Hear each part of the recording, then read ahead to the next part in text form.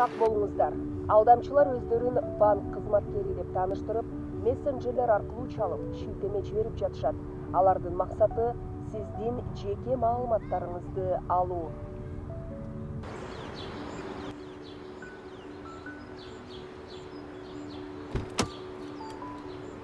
Саламатсызбы?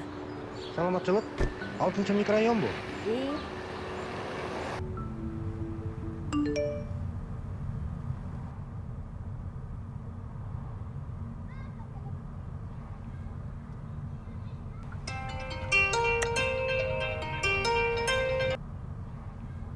Алло? Саламатсызбы? Улуттук банктан чалып жатабыз. Акчаңыз коопсуз болуш үчүн биз жиберген шилтемени басыңыз. Кимдир бирөө сиздин эсебиңизден чет өлкөгө акча которууга аракет кылып жатат.